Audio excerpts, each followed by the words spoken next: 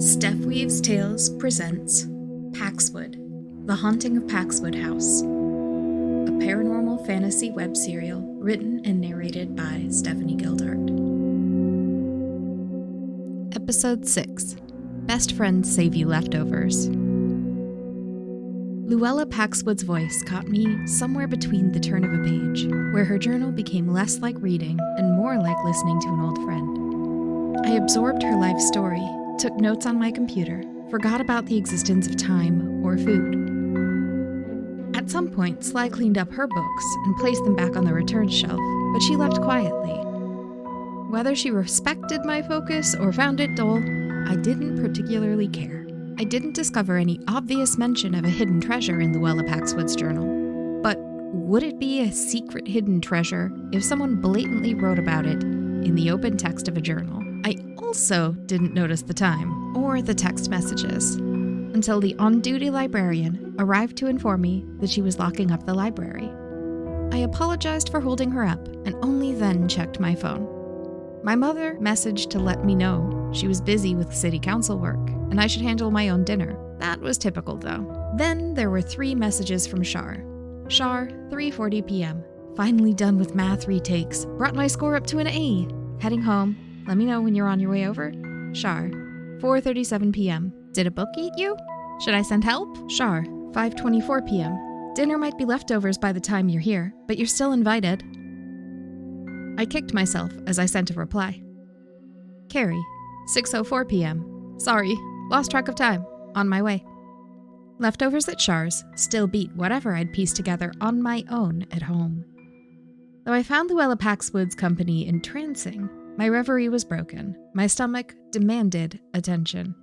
Char was a once-in-a-lifetime friend who deeply understood me, and I never wanted to lose that.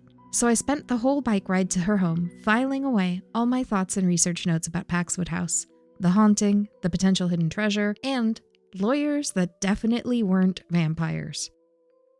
Even with my research notes physically closed away, my mind was all wound up. It felt like stuffing springs into a box and securing the lid before the thoughts could jump out.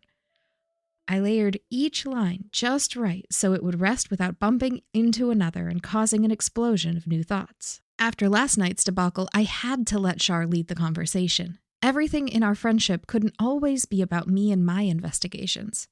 By the time I knocked on her door, I'd ratcheted my mental box of investigative springs tightly shut. The flower beds in the front yard were in full bloom. Char's father loved doing landscaping and gardening to relax, and his love showed through the bright selection of colors in elaborate arrangements. Still hadn't found fairies in those flower beds, but one of these days I'd set up an outside camera and watch for them. It was just that kind of perfect dreamy paradise for a fairy dance. Char called for me to come in, so I pushed the door open. The sound of the sink running and dishes clanking cut off. Sorry you missed dinner with us, Char's father said from his open study, off to the right of the doorway. I pulled off my shoes and left them on the shoe rack. His costume design work featured in stage productions and on screens all over the world. Fabric, sketches, and costume projects in various states of completion filled his workspace. We saved some for you, though, Char's mother chimed in. She was no doubt curled up with a relaxing book in the living room, which meant that Char was doing the dishes. Thank you, I said, loud enough that both adult Musos would hear me. I went into the kitchen to see what was left over. Char was wearing an apron, adorable, while she worked on the dishes. The microwave hummed, a plate already inside, warming just for me. How was the library? She asked. I shrugged off that question, much as it strained my mentally coiled springs. How was your day? I bit my tongue to keep the term of endearment inside. I'm working on a design for a puzzle box in shop class, Char said. Well, she finished pre-rinsing and then loading the dishwasher, and I ate the leftovers, still deliciously fresh. Char recounted her day to me. She lowered her voice as she got to her own frustrations, though. When I got home, my dad spent the better part of half an hour checking my math work and making sure I had a plan so I wouldn't need a retake for the next quiz. I wasn't going to say that my parents did far less for me. Instead, I gave an affirming, He doesn't believe I can be responsible for myself. I'm used to being in a public school now. I know how to ask teachers questions. I took the initiative, studied at lunch, went right after school to take care of it. No one made me do that.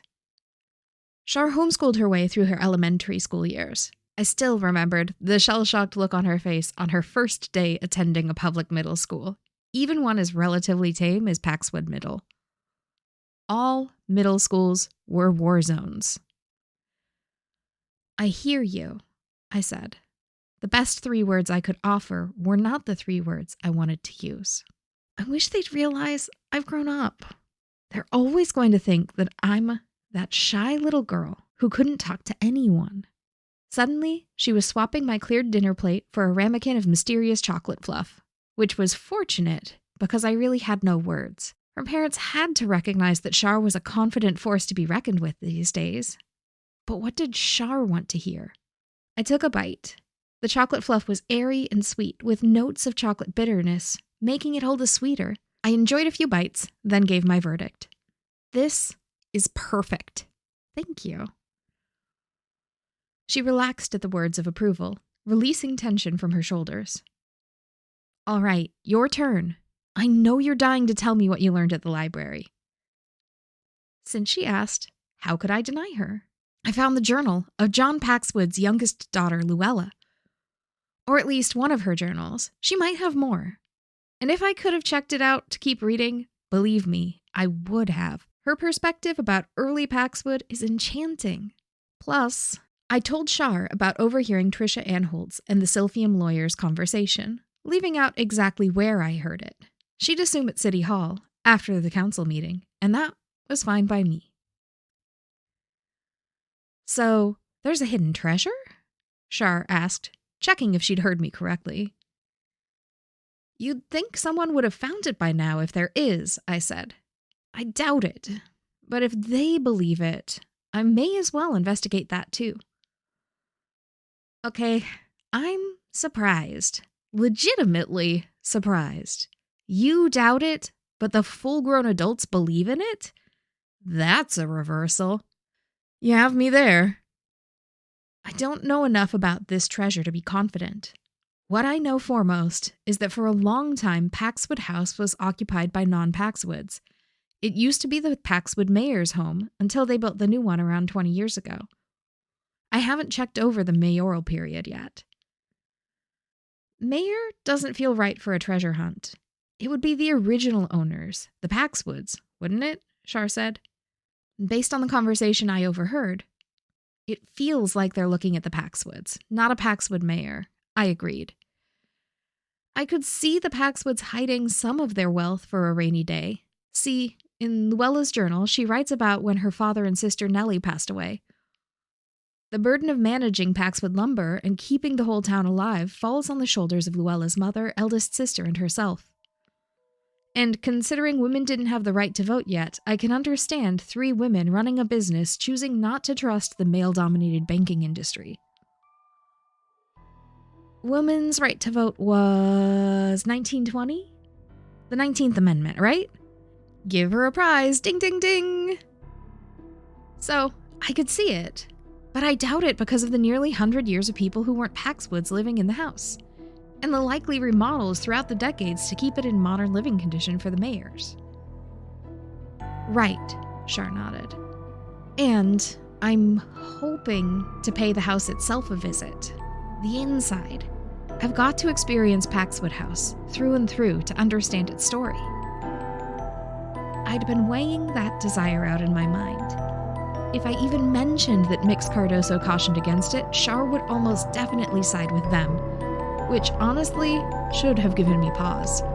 If I get permission through the proper channels, will you come with me? Saturday, hopefully? Of course. My heart soared. Adventure awaited us on Saturday. Thank you, listeners, for tuning in. Paxwood Book 1, The Haunting of Paxwood House, is written and narrated by Stephanie Gildart. That's me. Theme music composed by Human Nature. Visit StephWeavesTales.com to read the story as it unfolds. Want to read over my shoulder while I write what's next? Catch me live on Twitch for laid-back virtual write-ins and crafting. If you like the story and you want more, like, review, comment, subscribe. And if you're feeling particularly entangled, buy me a skein of yarn on coffee. Kerry's totally normal tip of the day. Yes, technically you can turn down a freely offered dessert, especially if you have dietary restrictions. But when you can enjoy a sweet treat offered by someone who cares about you, treasure that moment.